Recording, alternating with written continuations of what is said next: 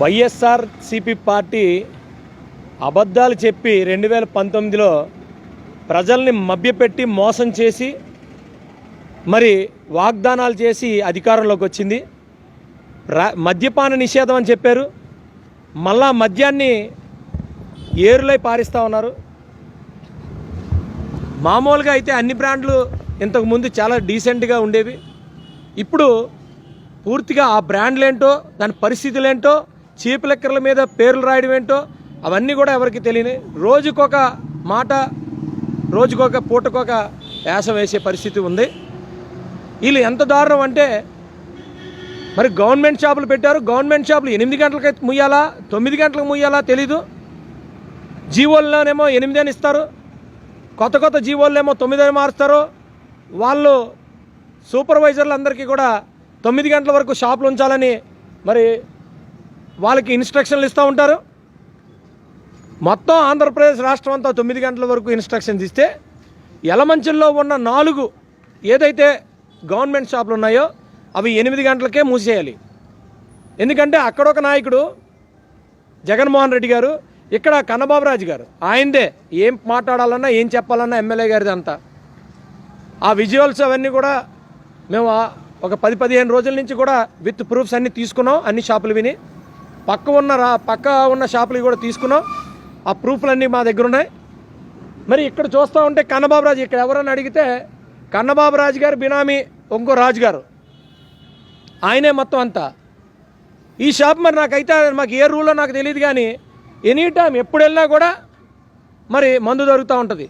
మేము రాత్రి నుంచి ఇక్కడే బయట కూర్చున్నాం, ఎంతమంది వెళ్తున్నారో వీడియోలు తీసాం, అన్నీ తీసాం.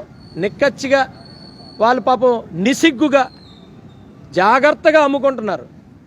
200 రూపాయల క్వార్టరు 260, అది కూడా బార్లోని ఎక్కడైనా సరే మూత డైరెక్ట్గా మూత ఇప్పకుండా ఇస్తారండి. మళ్ళా వీళ్ళు ఎంఆర్పి, ఇక్కడ కన్నబాబు రాజు గారు ఎంఆర్పి, మరి ఏం ఎంఆర్పి? ఎమ్మెల్యే కదా ఆయన, రావాలి కదా, ఎక్కడున్నాడు ఆయన?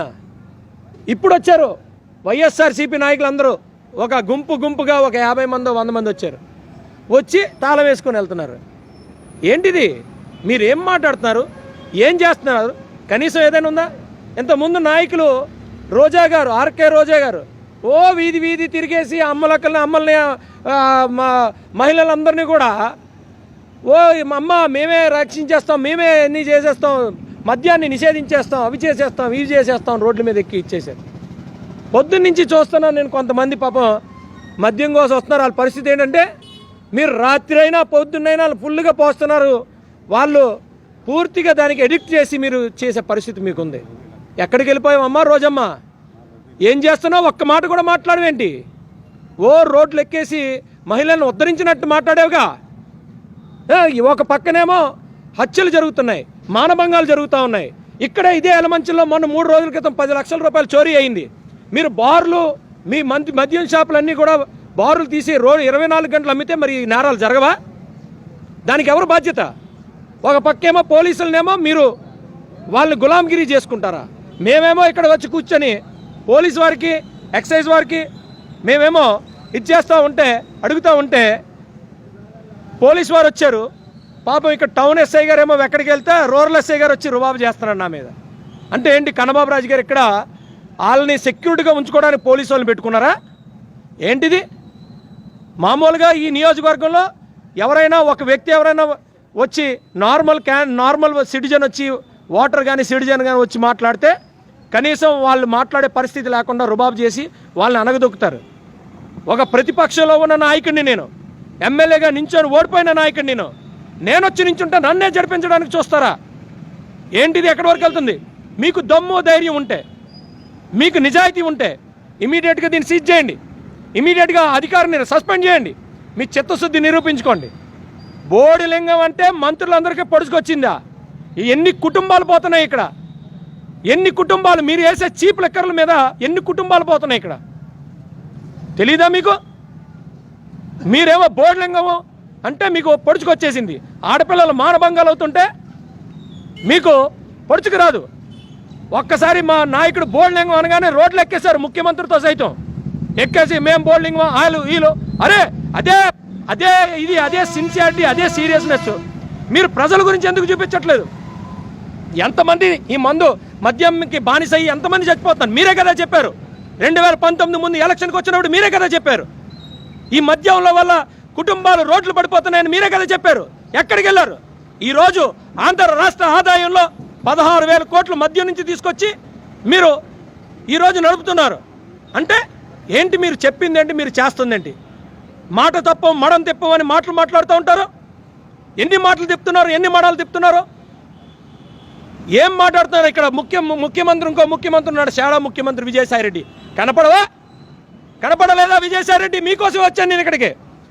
నీకు చిత్తశుద్ధి ఉంటే మొయ్యించు, నీకు చిత్తశుద్ధి అంటే రా ఇక్కడికి వచ్చి మొయ్యించు.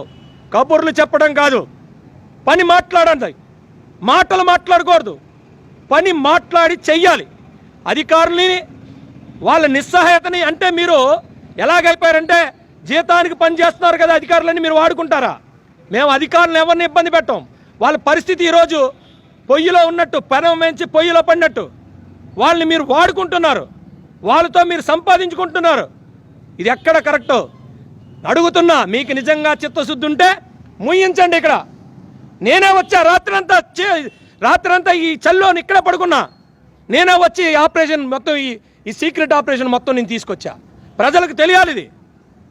ఏం చేద్దామని ఏం చూద్దామని మీరు మాట్లాడుతున్నారు. మీకు చిత్తశుద్ధి ఉంటే రండి, ముయ్యండి.